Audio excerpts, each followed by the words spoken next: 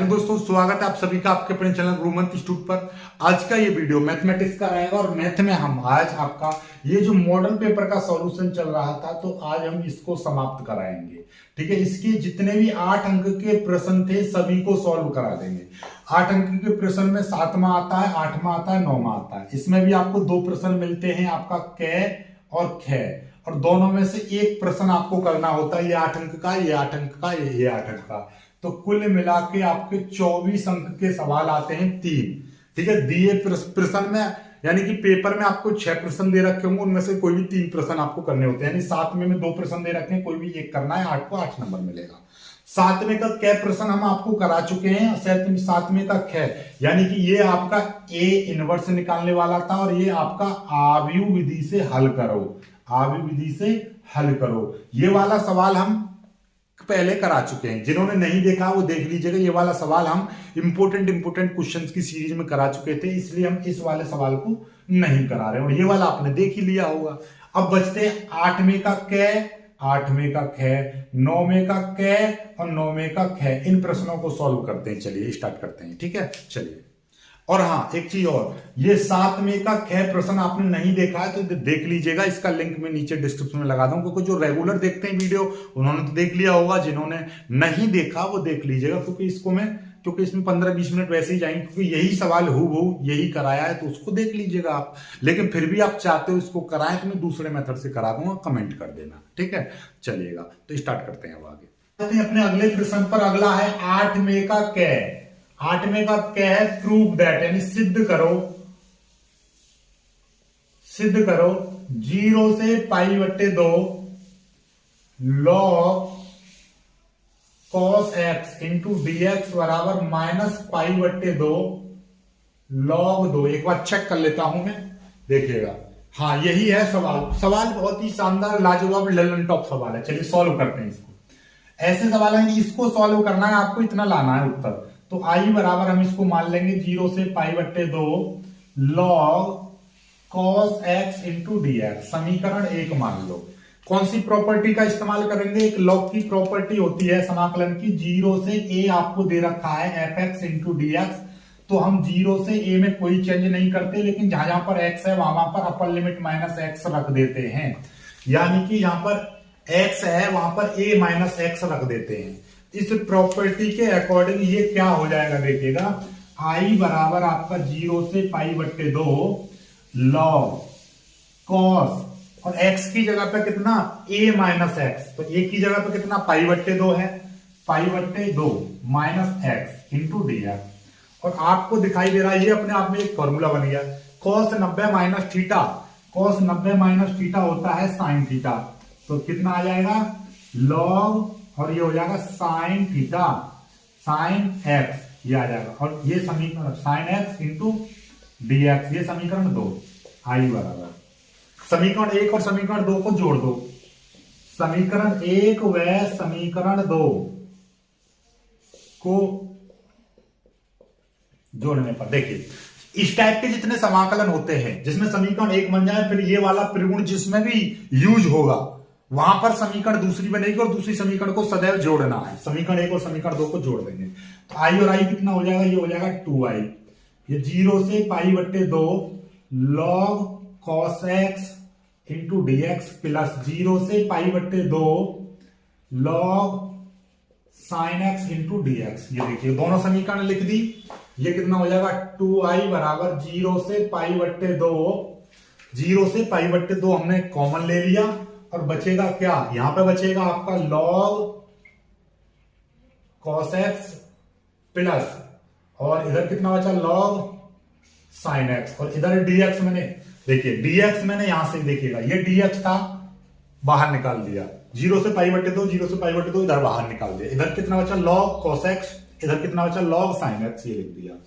log की property log m plus log n बराबर होता है log m into n। log mn बराबर log m, और n होता है प्लस में, वही चीज। तो 2i बराबर 0 से π/2 log की प्रॉपर्टी लगा दो, log m plus log n बराबर होता है log mn। m की जगह पे cos x और n की जगह पे sin x, ठीक है, इंटू dx, ये आ गया। ठीक है, कोई दिक्कत नहीं है। एक अपने आप में फॉर्मूला होता है 2 sin x into cos x बराबर होता है sin 2x, यही होता है।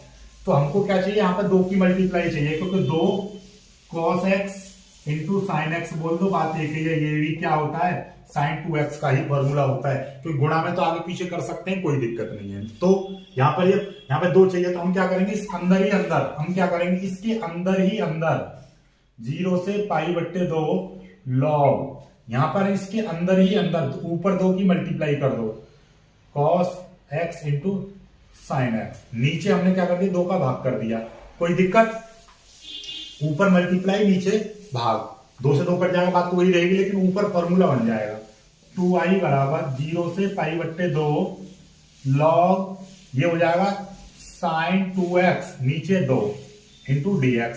अपने आप में ये फिर से एक फॉर्मूला बन गया, कौन सा, लॉग m बट्टे n जो होता है, log m minus log n लिखते हैं, तो वही चीज यहां पर लिखिएगा।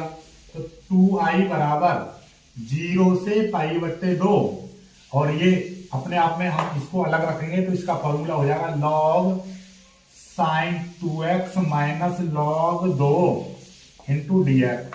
लॉग m ऊपर वाला माइनस लॉग n की जगह पे 2, अलग अलग समाकलन कर दो इसका। 2i बराबर 0 से पाई बट्टे 2 log sign 2x into dx minus 0 से पाई बट्टे 2 लॉग 2 इंटू dx, ये आ जाएगा आपका।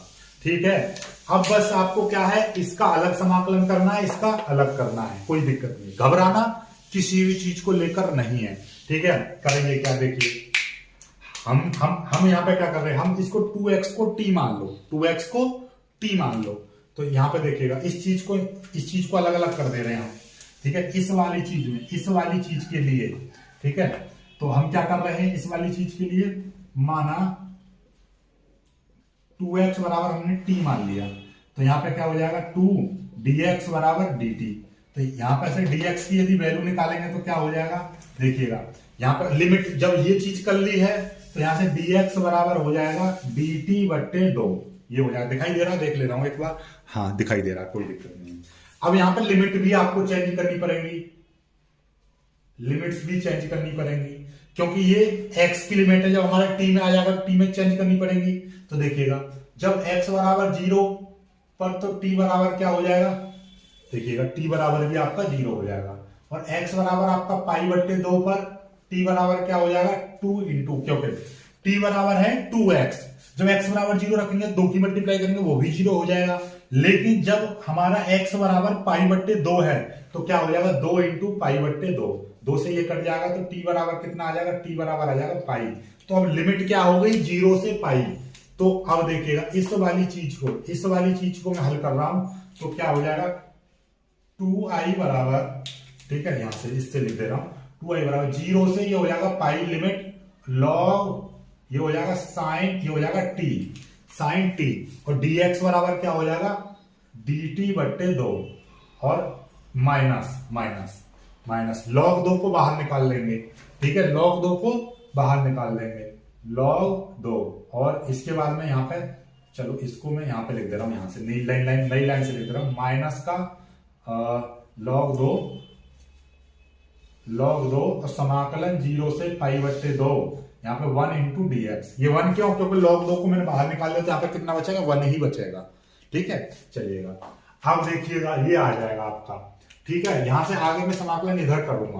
ठीक है, यहां से मैं मिटा दे रहा हूं, क्योंकि इतनी जगह में हो नहीं पाएगा, यहां से मिटा दे रहा हूं, यहां तक कर लीजिए, यहां तक कोई दिक्कत तो नहीं है, यहां तक कोई दिक्कत नहीं होनी भी नहीं चाहिए और ना ही होगी, वीडियो को पीछे करके देख लेना। ठीक है, चलिए अब देखिएगा ध्यान से, तो ये 2i बराबर इसको लिख दे रहा हूं मैं 0 से पाई और लॉग साइन t, ये हो जाएगा dt बट्टे 2 माइनस, और ये log 2 को मैंने बाहर ले लिया, और ये 0 से पाई बट्टे 2, और ये यहाँ पे 1 इंटू dx, ये चीज आ जाएगी 1 इंटू dx। देखिए इस वाली समीकरण यहाँ पे जो थी माइनस ये वाला था ना dx माइनस 0 से पाई बट्टे 2 log 2 इंटू dx, तो log 2 को मैंने बाहर निकाल लिया, क्योंकि कांस्टेंट है, बाहर निकाल लिया, यहाँ पे कितना बचा हुआ।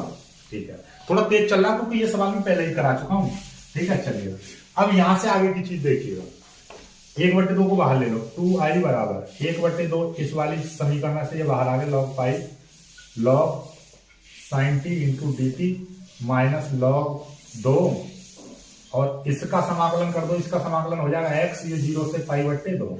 ठीक है, इसका तो समाकलन 1 का समाकलन x के सापेक्ष x हो जाएगा 0 से π/2, ये लिमिट आ गई। अब इसका और समाकलन आपको करना है। इसका समाकलन कैसे करेंगे देखिए, कोई दिक्कत नहीं है। हम यहाँ पे क्या कर रहे हैं देखिए, यदि मैं यहाँ पर इस वाली चीज में 2 की मल्टीप्लाई करूंगा तो मुझे यहाँ पर 2 का भाग करना पड़ेगा, और यदि मैं यहाँ पर 2 की मल्टीप्लाई इसमें करूंगा तो यहाँ पर मुझे 2 का भाग करना पड़ेगा।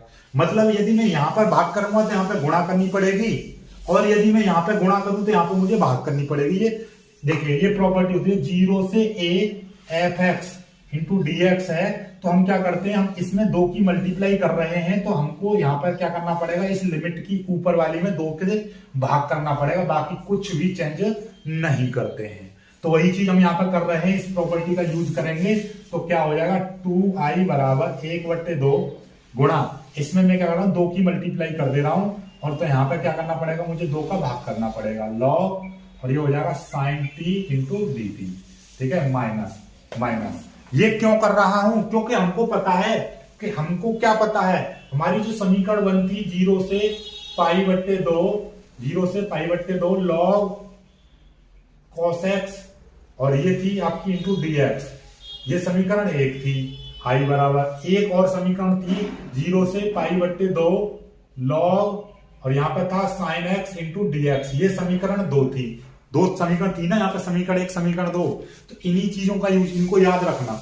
ठीक है, ये हमें इस समीकरण का रूप बना देना है इसको। ठीक है, 2 से ये 2 कट गया, तो 2i बराबर 0 से π/2 log sin t into D T, और यहाँ पे कितना बचाएगा log 2, और एक बार x की जगह पे एक बार अपर लिमिट रख दो π/2 माइनस, ये हो जाएगा 0, ये आ जाएगा माइनस, ये log 2, और ये यहाँ पे कितना आ गया, ये आपका π/2 आ गया, π/2 आ गया। ठीक है, कोई दिक्कत नहीं, क्योंकि ये तो 0 है, काम खत्म। अब देखिएगा ये चीज, एक प्रगुण और होता है कि भैया 0 से यदि 0 से a है कोई भी चीज, और एफ एक्स है इंटू डी एक्स है, तो हम इसको 0 से a एफ वाई और डी वाई भी लिख सकते हैं, या 0 से a F T into D T भी लिख सकते हैं। मतलब ये कि लिमिट को चेंज मत करो, तो बाकी x को y में, y को x में बदल सकते हैं, कोई दिक्कत नहीं है। तो यहाँ पे देखिएगा, ये t में दे रखा फंक्शन, तो t की जगह पे x रखेंगे तो dt की जगह पे dx रख देंगे, तो ये क्या हो जाएगा 2i बराबर 0 से π/2, लिमिट में कोई चेंज नहीं कर रहे हैं, कोई संख्या में चेंज नहीं कर रहे हैं, बस t की जगह पे x रख रहे हैं, तो dt की जगह पे dx आ जाएगा, माइनस log 2, और ये π/2 ये आ जाएगा। ठीक है, और ये देखिएगा, ये वैल्यू समीकरण 2 से, ये वैल्यू समीकरण 2 से क्या है, आई है, तो लिख देंगे, इसको मिटा दो। समीकरण 2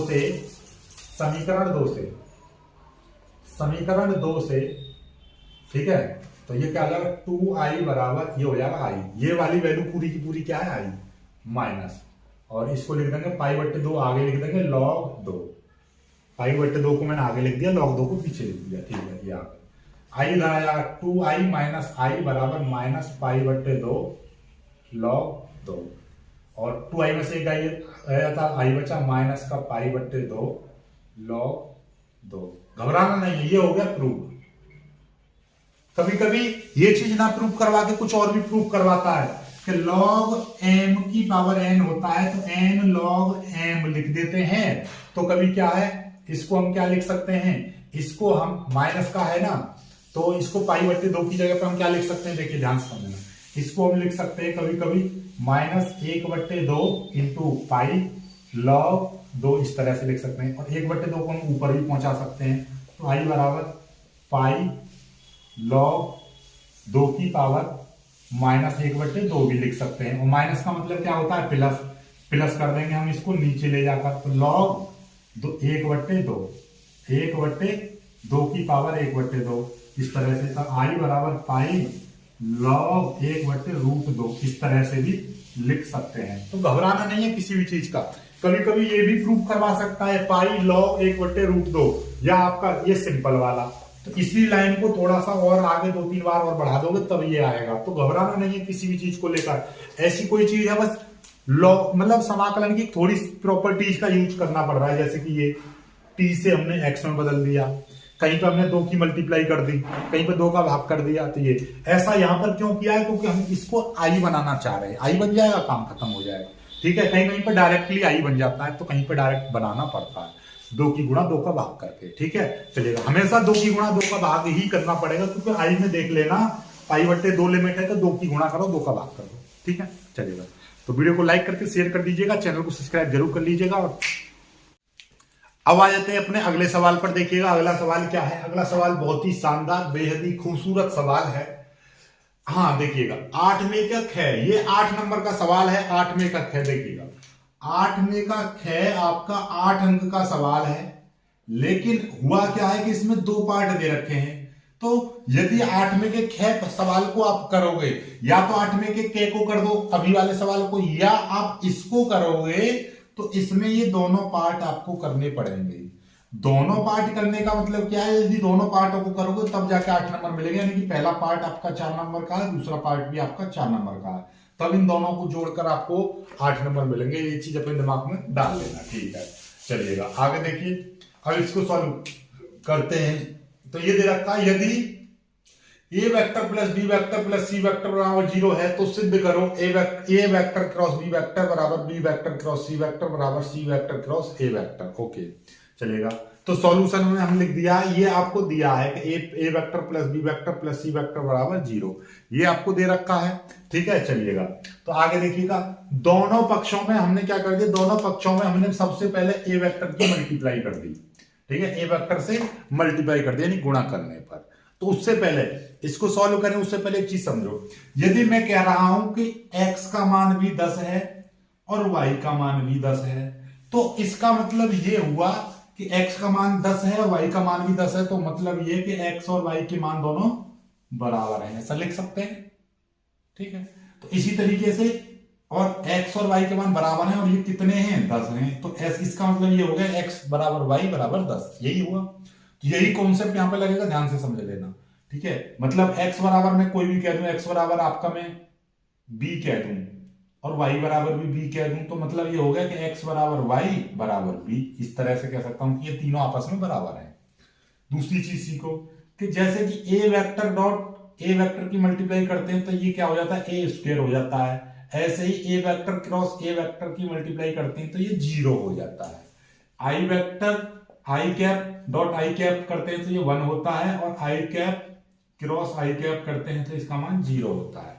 तो ये चीज और आपको पता होनी चाहिए, बस और कुछ नहीं है खास इस सवाल में, बाकी सारी चीज अपने आप हो जाएंगी। ठीक है, चलिए देखिएगा, इसको करते हैं हम सॉल्व। हमने क्या करा कि इस वाली समीकरण में हमने ए वेक्टर से मल्टीप्लाई कर दी। ठीक है, A vector plus B vector plus C vector बराबर ए वेक्टर क्रॉस 0। ठीक है, दोनों पक्षों में हमने क्या करा, ए वेक्टर से मल्टीप्लाई करी। जब इसकी मल्टीप्लाई करेंगे तो ये कितना हो जाएगा, A vector cross A vector plus A vector cross B vector plus A vector cross C vector बराबर ये कितना हो जाएगा, 0। समझ में आ रही है बात, सबकी मल्टीप्लाई कर दी। आप जानते हो क्या, चूंकि हम जानते हैं, चूंकि ठीक है कि भैया A vector cross A vector बराबर क्या होता है, 0 होता है, और A vector cross B vector बराबर होता है माइनस का B vector cross A vector. होता है नहीं होता है, ये चीज आप जानते हो। तो अकॉर्डिंग दिस, तो ये इसका मान कितना हो जाएगा, 0 हो जाएगा, plus A vector cross B vector minus, देखिएगा क्योंकि हमको प्रूफ में क्या चाहिए था, सी वेक्टर ए वेक्टर चाहिए था, तो हमारा ए वेक्टर सी वेक्टर दे रखा है, तो इनको हम क्रम बदलते हैं तो ये माइनस में आ जाएंगे, तो माइनस का सी वेक्टर को आगे लिख देंगे और ए वेक्टर को पीछे लिख देंगे बराबर ये 0। समझे नहीं समझे, ये देखिएगा जब, क्योंकि हमारा ये तो मान 0 हो गया, ए वेक्टर क्रॉस ए वेक्टर हो गया, 0 हो गया, ए वेक्टर क्रॉस बी वेक्टर ये आ गया। ठीक है, ये 0 हो गया, चलो इसको लिखो या मत लिखो कोई बात नहीं है, काम खत्म। ठीक है, ये 0 हो गया, चलो मैं लिख दे रहा हूं ताकि आपको दिखाई दे जाए ये 0 है। ठीक है, ये हो गया। अब A vector cross C vector इसका तो कोई यूज नहीं है, लेकिन हमको C vector cross A vector चाहिए। तो जब हमारा A vector cross B vector बराबर होता है माइनस का B vector cross A vector, ये होता है ना, देखिएगा डॉट प्रोडक्ट में तो ये क्रम विनिमय नियम का पालन करता है, यानी A vector dot B vector बराबर B vector dot A vector होता है, लेकिन क्रॉस में ये माइनस के बराबर होता है। किसके? माइनस के। तो मतलब जब इनका चिन्ह बदलेंगे, हम सी को आगे ए को वेक्टर को पीछे लिखेंगे क्रॉस प्रोडक्ट में, तो माइनस आ जाता, तो ये माइनस आ गया। तो इसका मतलब ये जीरो काम खत्म, ये उधर जाएगा तो क्या हो जाएगा, A vector cross B vector बराबर, ये इधर जाएगा पूरा का पूरा, तो सी वेक्टर क्रॉस ए वेक्टर, यानी ये पूरी की पूरी वैल्यू आ जाएगी समीकरण 1। यहां तक कोई दिक्कत? कोई दिक्कत नहीं है। अब पुनः ले लो, पुनः, ठीक है, ऐसा करो, इसको समीकरण 1 मान लो, इसको समीकरण 2 मान लो। अतः पुनः समीकरण 1 में बी वेक्टर से मल्टीप्लाई करने पर, बी वेक्टर से गुणा करने पर, अब हमने क्या कर दिया, अब की बार हमने इसमें बी वेक्टर से मल्टीप्लाई कर दी, तो हो क्या जाएगा, B vector cross A vector plus B vector plus C vector बराबर बी वेक्टर क्रॉस 0। जो करेंगे तो B vector cross A vector plus B vector cross B vector plus B vector cross C vector बराबर ये हो जाएगा 0। ये तो 0 हो गया। अब बी की मल्टीप्लाई करेंगे, B vector A vector B vector B vector B vector C vector. अब देखिएगा बी वेक्टर ए वेक्टर नहीं चाहिए था ना प्रूफ में, हमको चाहिए था ए वेक्टर बी वेक्टर। तो अकॉर्डिंग दिस क्या हो जाएगा, इसी रूल से ए को हम पीछे लेके आएंगे तो ये माइनस का हो जाएगा, माइनस का ए वेक्टर क्रॉस ये हो जाएगा बी वेक्टर प्लस ये कितना 0 हो जाएगा। ये आपका जो करता रहेगा B vector cross C vector बराबर 0।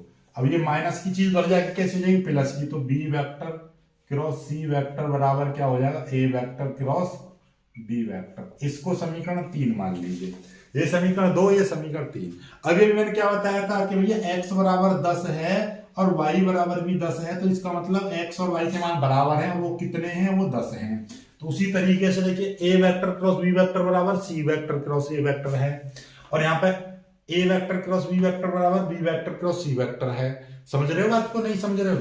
या इसको ऐसा करो, या इसको नहीं समझ में आया ऐसे ही इसी रूप में लिख दो, तो इसका मतलब यही तो हो गया कि भैया A vector cross B vector बराबर कितना हो गया, B vector cross C vector. ठीक है, इसको समीकरण 3 मान लो। लेकिन इसको इतना क्यों कर रहे हो आप, इसी से समझ जाओ।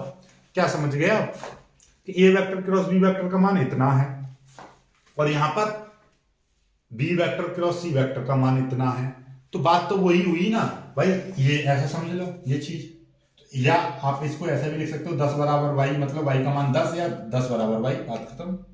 ठीक है, तो मतलब ये तीनों बराबर हैं, तो इसका मतलब ये बराबर इसके और ये बराबर इसके, तो कुल मिलाकर मतलब ये है समीकरण 2 व 3 से क्या हो जाएगा, A vector cross B vector बराबर A vector cross B vector की वैल्यू कितनी है, बी ए वेक्टर क्रॉस बी वेक्टर की वैल्यू है B vector cross C vector. A vector B vector की वैल्यू है बी वेक्टर सी वेक्टर, और B vector C vector की वैल्यू कितनी है, देखिएगा ये आपका ए वेक्टर बी वेक्टर की वैल्यू ये रही, और यही वैल्यू इसके भी बराबर है सी वेक्टर ए वेक्टर के, तो हम इन तीनों को बराबर लिख सकते हैं, सी वेक्टर क्रॉस ए वेक्टर।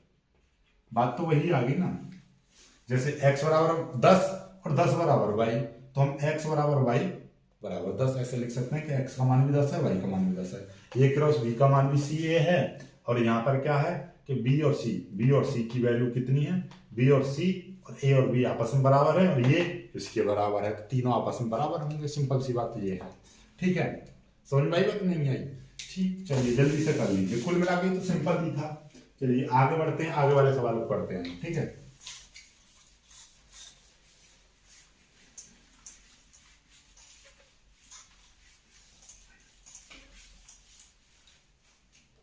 चलिएगा अब देखिएगा अगले सवाल पर आ जाते हैं। अगला सवाल क्या कह रहा है, बहुत ही शानदार जानदार प्रश्न है कि y बराबर 4x और x बराबर 3 से घिरे क्षेत्र का क्षेत्रफल।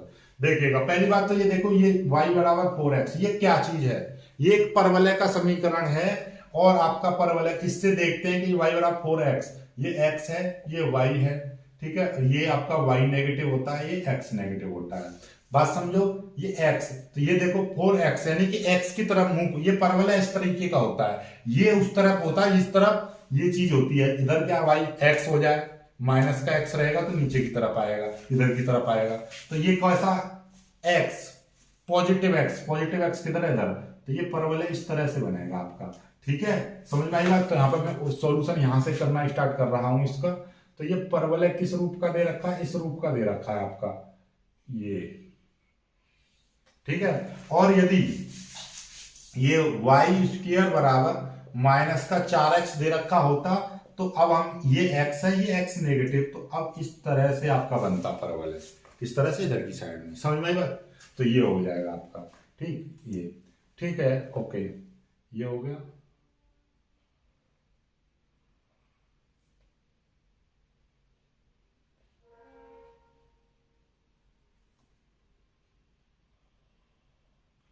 ठीक है, ये हो गया, ठीक। तो ये आपका वाई स्क्वायर बराबर 4x हो जाएगा। और इसमें क्या रहा है, ये हमने समीकरण यहां पर लिख दी, वाई स्क्वायर बराबर 4x, समीकरण 1, ओके। और x बराबर 3, ये समीकरण 2। तो इसमें x बराबर 3 क्या है, ये देखिएगा ध्यान से, x बराबर 3 से घिरे हुए क्षेत्र का क्षेत्रफल। तो जहां इसमें जब x बराबर कुछ भी कहे इस टाइप के सवालों में, तो यहां से आप एक रेखा बना दो इस तरह से। तो इसका मतलब ये वाली जो रेखा है ये आपकी x है, ये y है। तो अब ये x बराबर 3 ये वाली, और यही चीज यहाँ पे होगी x बराबर 3, ठीक है। ये चीज जितनी होगी, क्योंकि ये जितनी काटेगी उतना ही ये ऊपर वाला, ये y का मान भी उतना ही आ जाता है, ठीक है। चलिए, तो क्योंकि यही संख्या होती है, ये x बराबर, ये आपका नाभिलंब होता है, ये वाला ये नाभिलंब होता है, और नाभिलंब x बराबर जितनी यहाँ पे होती है वही ये समीकरण कहलाई जाती है, ठीक है, ओके। फिलहाल आप इतना समझ लीजिए, यहाँ पर जो बिंदु बनेगा वो 0,0 रहेगा, और यहाँ पर जो बिंदु बनेगा ये हमने बिंदु O मान लिया, और ये यहाँ पर जो बिंदु बनेगा वो हमने P मान लिया, और उसका 0, आपका 3, ये ऐसे लिख दीजिए, ठीक है। 0,3 या 3,3, ये 3,3, ये 3,3 बन जाएंगे, ठीक है। 3,3 क्यों बन जाएगा, क्योंकि हमारा x बराबर देखिएगा, इसका मतलब यहाँ पे हो गया x बराबर 3, ये यहां से यहां तक की दूरी हमारी 3 हो गई x की वैल्यू, और ये y की वैल्यू भी 3 हो गई। 3 क्यों हो गई, क्योंकि ये वाली जो समीकरण होती है x बराबर 3 है इस तरह से, तो इसका मान भी 3, इसका मान भी 3, तो यहाँ पे 3,3 आ जाएगा आपका, ठीक है। बात खत्म, इतना याद रखिएगा, 3,3 आ गया, ठीक है, ओके। आगे देखिएगा, आगे क्या करना है आपको, कुछ ज्यादा खास कुछ नहीं करना है आपको, ठीक है। अब यहां से हमको क्या चाहिए, हमको तो इस वाले समीकरण से घिरे हुए क्षेत्र को, ये O मान लीजिए P, और ये P डैश मान लीजिए, और यहां पर आपका मान लीजिए M मान लीजिए, ठीक है। तो अब हमको कौन सा क्षेत्रफल चाहिए, हमको क्षेत्रफल ज्ञात करना है आपका। देखिएगा नॉर्मली इस समीकरण 1 से देखो, पहले तो समीकरण 1 को सॉल्व कर लो। वाई स्क्वायर बराबर आपका 4x दे रखा है, तो y बराबर क्या हो जाएगा, √4x हो जाएगा। तो y बराबर हो जाएगा √4 और x की पावर 1/2, यानी कि ये हमने अलग अलग कर दिया, √4 √x। तो √4 का मतलब ये देखिए, इसका मतलब ये हो गया √4 और √x। √4 की वैल्यू कितनी हो जाएगी, आप जानते हो 2 हो जाएगी, और ये x की पावर कितना हो गया, x की पावर 1/2 हो गया, ये चीज आ गई। अब हमको क्या करना है, ध्यान से समझिएगा, हमको लिमिट लेकर इसका देखिए, हमको क्षेत्रफल निकालना है इस x बराबर 3 से घिरे हुए क्षेत्र का क्षेत्रफल, यानी कि आपका हमको क्षेत्रफल ज्ञात करना है। क्या ज्ञात करना है, क्षेत्र यहां से देखिएगा, ये वाली चीज है ना, इससे x बराबर 3 यानी कि P M P dash O और P का क्षेत्रफल, यानी कि हमको चाहिए ये वाला क्षेत्रफल पूरा, यहां से इस तरह से ये वाला, और ये पूरा यहां तक का क्षेत्रफल चाहिए। तो इसका मतलब ये हुआ कि जितना क्षेत्रफल, इसका मतलब ये हुआ जितना क्षेत्रफल देखिएगा ये होगा, ये वाला इतना, उतना ही ये नीचे का होगा, उतना ही ये वाला क्षेत्रफल होगा। तो हम कह सकते हैं कि 2 गुणा क्षेत्र OPMO का क्षेत्रफल, ठीक है, ओके। 2 गुणा, अब ये क्षेत्रफल कैसे निकलेगा, यहां से यहां तक की लिमिट आपको दे रखी है 0 से 3, x की लिमिट ले लो 0 से 3, ओके। और x की सापेक्ष हम इसका समाकलन कर देंगे, तो x बराबर 0 से, और ये हो जाएगा 3, और यहां पे ले लेंगे y, और ये कर देंगे dx। यदि याद रखिए x की लिमिट लेंगे तो x के सापेक्ष आपको समाकलन करना होगा, और यहां पे y लिख देंगे, ठीक है। चलिएगा 2, और ये ऐसा क्यों किया है हमने, क्योंकि x की लिमिट ले रहे हैं और ये किसकी अक्ष पर जा रहा है, इस पर y अक्ष पर जा रहा है समीकरण, तो इसलिए हमने y बराबर ले लेंगे। ठीक है, चलिएगा। तो अब y की वैल्यू यहां से कितनी है आपकी 2x की पावर 1/2 और ये हो जाएगा dx, और ये आपकी 0 से 3 ये लिमिट हो जाएगी। चलिएगा, 2 बाहर आएगा, 2 दूनी 4, ये 0 से 3 और ये x की पावर 1/2 और dx हो जाएगा। इसका समाकलन कर देंगे। समाकलन किस तरीके से होगा आपका, देखिएगा, ये हो जाएगा आपका x की पावर n का समाकलन होता है x की पावर n+1/n+1 वही होता है, तो x की पावर 1/2 प्लस 1 और 1/2 प्लस 1 ये हो जाएगा, और लिमिट यहाँ पे आ जाएगी आपकी।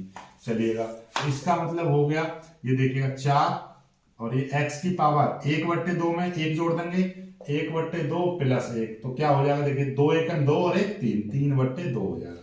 तो ये 3/2 और नीचे भी 3/2 आ जाएगा, ये 0 से 3। ठीक है, अब देखिएगा, ये नीचे वाली संख्या 2 बार 2 चीज बट्टे में होती है, तो इसको ऊपर 4 गुना, इसको ये 3/2 थी तो यहाँ पे लिख देंगे 2/3, और ये आ जाएगा x की पावर 3/2 और 0 से 3 यहाँ पे आ जाएगा। अब ये 4 दूनी 8, 8/3, अब जहां पर x आ रहा है वहां पर एक बार 3 रख देंगे, तो 3 की पावर 3/2 माइनस 0 की पावर 3/2। जहां जहां पर एक बार x आ रहा है वहां पर 3 रख देंगे, बीच में माइनस लगाएंगे, फिर एक बार जहां पर x है वहां पर नीचे वाली लिमिट रख देंगे 0, तो ये तो 0 खत्म हो जाएगा, तो ये 8/3 गुणा ये कितना आ जाएगा, 3 की पावर 3/2। 3/2 का मतलब क्या हो जाएगा, देखिएगा, आप समझ पा रहे हो, 3/2 ये x की पावर 3/2 का मतलब होता है कि x की पावर 3 की होल पावर 1/2। x की पावर 3 का मतलब क्या है कि भैया x स्क्वायर इंटू एक्स, ये हो जाएगा।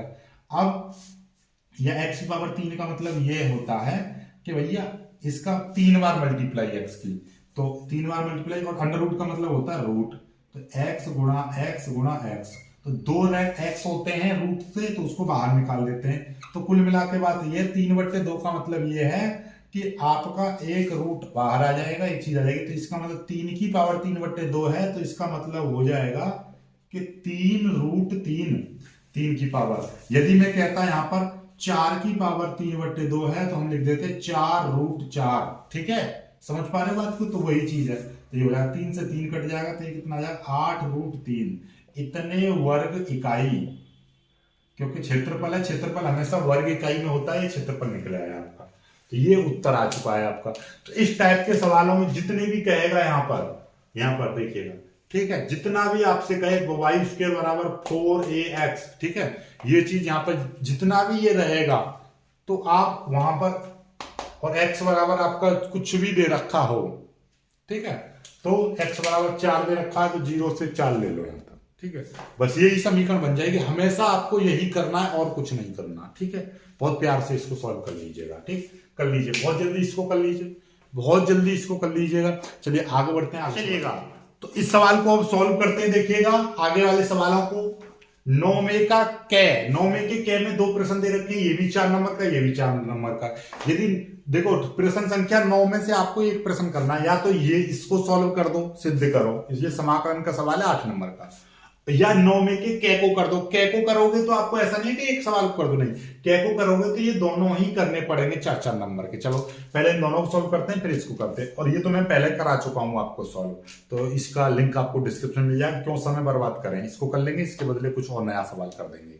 ठीक है, चलिएगा, तो पहले इसको करते हैं सॉल्व। ठीक है, चलिएगा, तो इसको पहले हम सॉल्व करेंगे। देखिएगा, पहले 9 में का कै, 9 में का जो फर्स्ट है, कै का फर्स्ट, कै का फर्स्ट क्या कह रहा है, सिद्ध करो कि ये दोनों वक्र हैं आपके x² प्लस y² बराबर 1, और एक ये है आपका यहां पर ये समीकरण 1, और एक y² बराबर 4x माइनस 1, ये समीकरण 2 मान लो। ठीक है, समीकरण 1 का, समीकरण 2 का मान समीकरण 1 में रख दो, y² का मान इसमें रख देंगे, इसको हल कर देंगे। ठीक है, समीकरण 2 का मान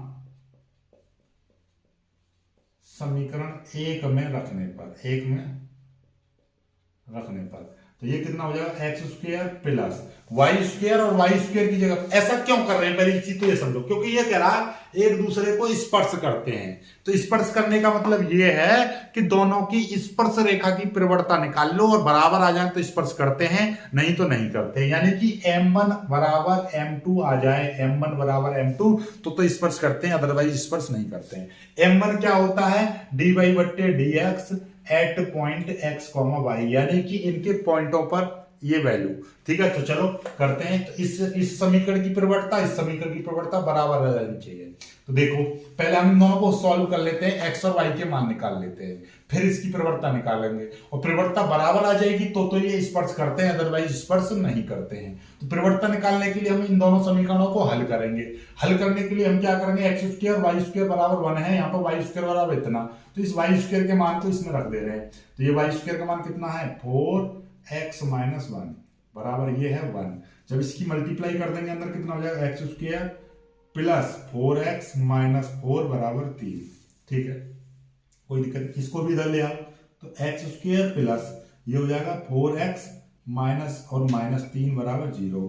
तो ये कितना हो जाएगा x square plus 4x minus 7, sorry यहाँ पे 1 है, ये 1 था तो 1 इधर आएगा तो ये माइनस का 1 हो जाएगा, तो कितने हो जाएंगे 5 हो जाएंगे, माइनस के 5 बराबर 0। इसको द्विघात समीकरण बना के सॉल्व कर लेंगे, क्योंकि ये 5 है, 5 के फैक्टर करेंगे तो 5 एकम 5, तो ये इसका मतलब ये हो जाएगा।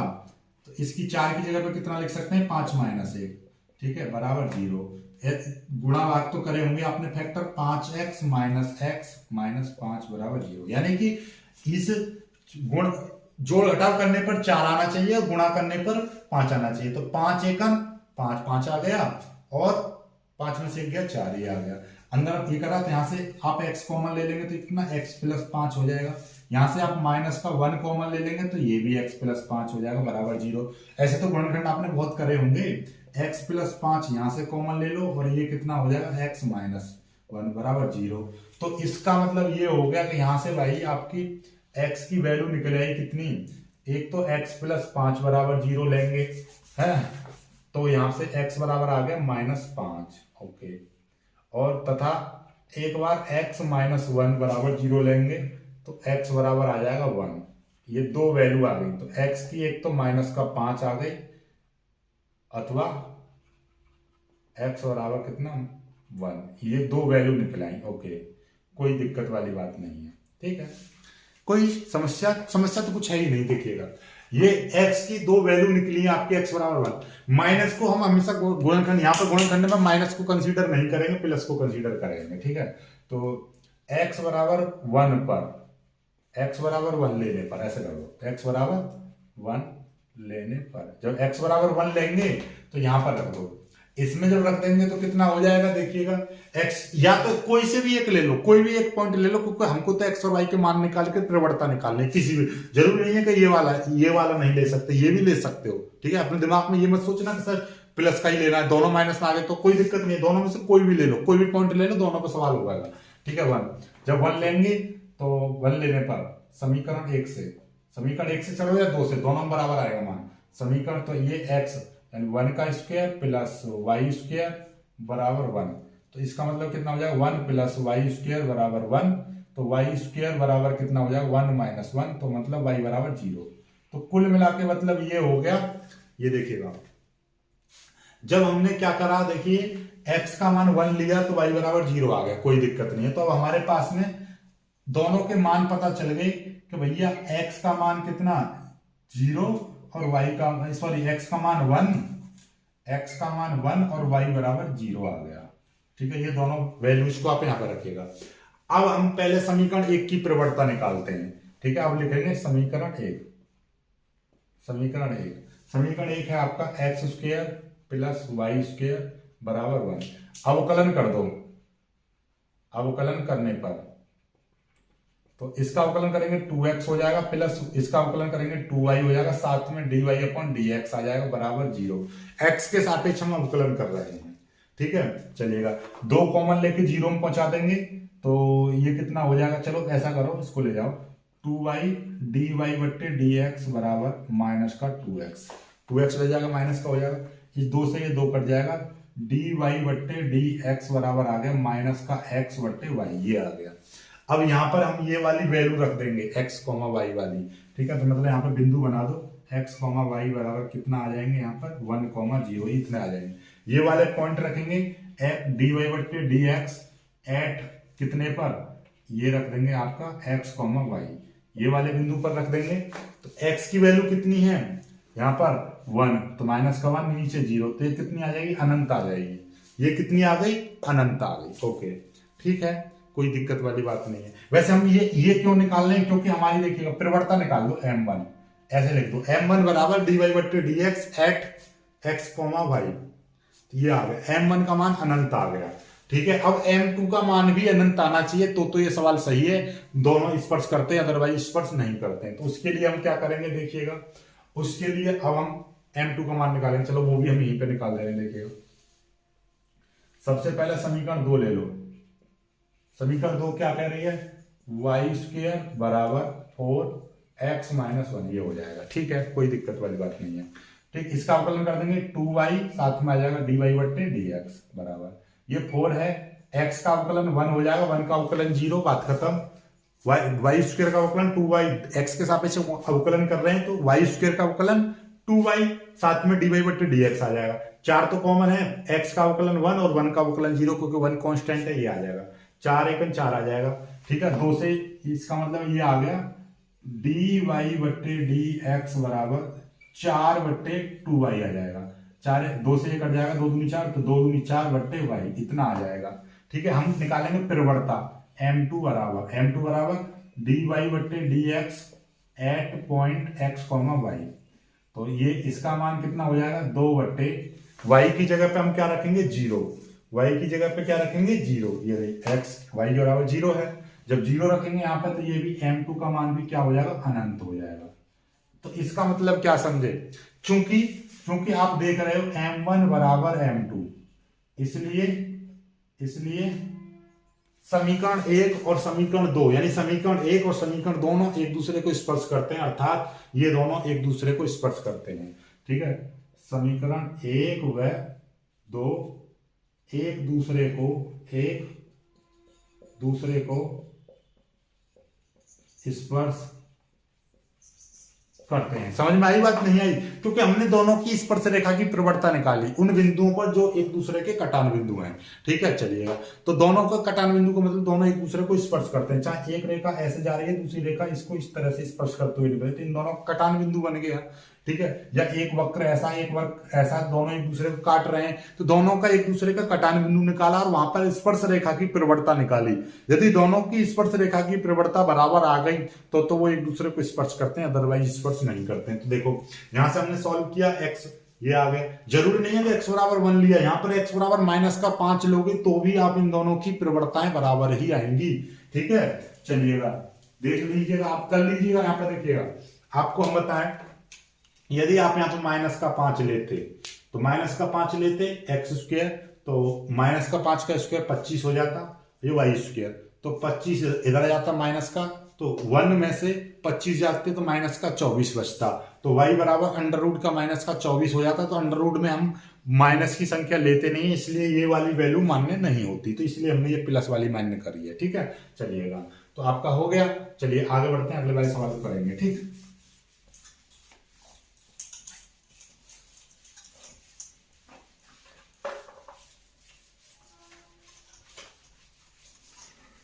नौ में का 6% मिट गया, चलिए कोई बात नहीं है। अगला प्रश्न देखिएगा, अगला प्रश्न ये है, वक्र के उन बिंदुओं को ज्ञात करो जहां स्पर्श रेखा x अक्ष के समांतर है। ठीक है, कोई दिक्कत नहीं। देखिएगा, ये समीकरण दे रखी है आपको x square plus y square minus 2x minus 3 बराबर 0। इसका पहले x के सापेक्ष अवकलन करो, x के सापेक्ष अवकलन, तो क्या हो जाएगा, ये x के सापेक्ष ये 2x हो जाएगा प्लस ये 2y हो जाएगा, साथ में dy बट्टे dx आ जाएगा, माइनस का यहाँ पर 2x, x का अवकलन 1, तो ये माइनस का 2 हो जाएगा, ये 0 हो जाएगा, 0 बात खत्म, ये f0 का भी 0 हो जाएगा। ठीक है, अब देखिए 2 उधर चला जाएगा, तो ये 2x प्लस 2y dy बट्टे dx बराबर, चलो ऐसा करो, बाकी सारी चीजों को उधर पहुंचा दो, इधर पहुंचा देंगे, 2 प्लस का हो जाएगा, ये 2x इधर माइनस का 2x हो जाएगा। तो अब देखिएगा, ध्यान से देखिए, तो ये 2y dy बट्टे, ऐसा करो, dy बट्टे dx बराबर क्या हो जाएगा, ऊपर से 2 कॉमन ले लेंगे तो कितना हो जाएगा 1 माइनस एक्स, और नीचे आ जाएगा 2y, ये 2y नीचे चला गया, ऊपर से हमने क्या करा 2 कॉमन ले लिया, 2 से 2 कट गया, तो dy बट्टे dx आपका निकल आया 1 माइनस एक्स बट्टे वाई, इतना निकल आया। ओके, ठीक है, कोई दिक्कत नहीं। अब देखिए ये क्या कह रहा है कि उन बिंदुओं को ज्ञात करो जो एक्स अक्ष के समांतर है। यदि आपका एक्स अक्ष के समांतर बोलता है तो हम dy बट्टे dx को, और वो भी कैसा करा है, स्पर्श रेखा। यदि कहता, देखिए 3-4 पॉइंट बनते हैं, यदि कहता है स्पर्श रेखा यदि x अक्ष के समांतर है तो आपका लेते हैं dy बट्टे dx बराबर 0, और यदि स्पर्श रेखा ही कहे तो y अक्ष के समांतर है तो लेते हैं 1/dy बट्टे dx बराबर 0, ठीक है। और यहीं पर कहता कि लंब रेखा है, तो लंब रेखा में इसके उल्टे हो जाते हैं, लंब रेखा में ये उल्टे हो जाते हैं, क्या उल्टे हो जाएंगे, लंब रेखा में ये आपका y अक्ष के समांतर हो जाएगा और ये आपका x अक्ष के समांतर हो जाएगा, बात ये है, ठीक है। तो यहाँ पे क्या कहिए, यहाँ पे कहिए आपके स्पर्श रेखा x अक्ष के समांतर है, तो यहाँ पे हमने माना कि स्पर्श रेखा, यदि स्पर्श रेखा x अक्ष के समांतर है तो इसका मतलब ये हो गया dy बट्टे dx बराबर 0, तो dy बट्टे dx बराबर 0 लेंगे तो मतलब ये हो जाएगा 1 माइनस एक्स अपॉन वाई बराबर 0, तो y का मान चला जाएगा 0 में, तो 1 माइनस एक्स बराबर 0, तो x उधर चला जाएगा, तो मतलब क्या हो जाएगा, x बराबर 1 आ जाएगा। कुल मिला के बात ये 1 x बराबर 1, ठीक है, समझ में आ गई। नहीं समझ में आ रहे तो माइनस का x बराबर 1 इधर चला गया, माइनस का ये कट गया तो 1 आ गया, ठीक, x बराबर 1 आ गया। ओके, x बराबर 1 आ गया, कोई दिक्कत वाली बात नहीं है। अब x बराबर 1 को यहाँ पे पुट अप करिए, x बराबर 1 को यहाँ पे पुट, और यहाँ पे भी दो चीजें हैं, दो चीजें क्या हैं आपका, ये देखिएगा, चलो इतना ही रहने दो, चलो x बराबर 1, x ये समीकरण 1 मान लो, तो समीकरण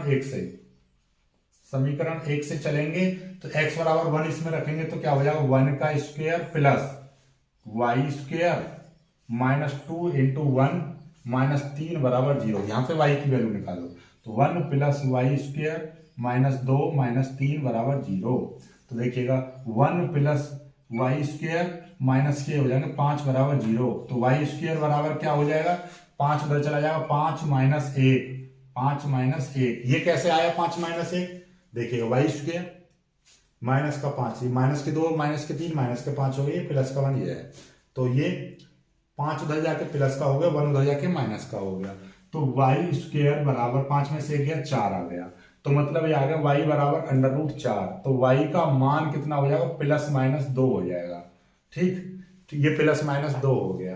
तो अब यहां से आपको ये भी पता चल रहा है कि x का मान, तो इसका मतलब बिंदु कितने बने, ये क्या कह रहा है, उन बिंदुओं को ज्ञात करो, तो बिंदु कितने बनेंगे, अतः बिंदु कितने बनेंगे, एक तो बिंदु बनेगा x, y, बिंदु में लिखते हैं x, y, तो x का मान 1 लिया तो y का मान एक प्लस का 2 आया, और एक 1 पर ही x बराबर 1 लिया तो y का मान एक माइनस का 2 भी आया, तो माइनस के 2, ये बिंदु बनेंगे, ठीक है। तो बिंदु कौन से बने, इतने तथा इतने, यही आपका आंसर हो जाएगा। समझ में आई बात, नहीं आई, मतलब ये कि x बराबर, यहां पर x का मान तो एक ही है लेकिन y के मान कितने आ गए, 2 आ गए, क्यों, अंडर रूट की जो संख्या बाहर निकलती है तो प्लस माइनस में निकलती है, ठीक है। वैसे मोस्टली आप एक उत्तर लिख के आ सकते हो, 2 भी लिख सकते हो, लेकिन एग्जैक्टली आपके 2 उत्तर बनेंगे इसके, ठीक है, -2 भी हो सकता है, ठीक, चलेगा। तो कर लीजिए, बहुत जल्दी इसको कर लीजिएगा, ये हो गया सवाल में, इसी तरीके से करने।